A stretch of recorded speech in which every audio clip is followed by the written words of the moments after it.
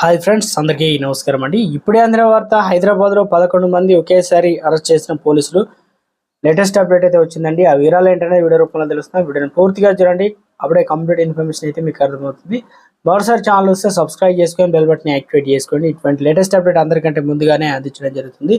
చూస్తున్నారు కానీ లైక్ చేయడం మర్చిపోతున్నారు, దయచేసి లైక్ చేయండి. లేట్ చేయకుండా వివరాలకు వచ్చినట్లయితే, తెలంగాణ రాష్ట్రాన్ని డ్రగ్స్ ఫ్రీ స్టేట్ గా చేసేందుకు ప్రభుత్వం ఫుల్ ఫోకస్ పెట్టింది. ఈ మేరకు మాదక ద్రవ్యాలతో రెడ్ హ్యాండెడ్ గా ఎవరైనా పట్టుబడినట్లయితే తీసుకున్న వారు ఎంతటి వారైనా కఠినంగా శిక్షలు అంటూ పోలీసులు శాఖకు ఆదేశాలు జారీ చేసింది.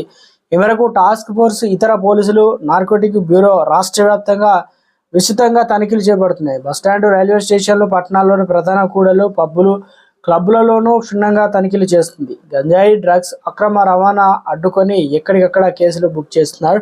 ఈ క్రమంలోనే ఆదివారం అర్ధరాత్రి జూబ్లీస్లోని జోరా పబ్లో నార్కోటిక్ బ్యూరో పోలీసులు బెరుపు దాడులు చేశారు. ఈ దాడుల్లో పబ్లో ఈవెంట్లో పాల్గొన్న వారికి పరీక్షలు నిర్వహించారు. అయితే అందులో మొత్తం 11 మంది డ్రగ్స్ తీసుకున్నట్లు పాజిటివ్ రిపోర్ట్ అయితే వచ్చింది.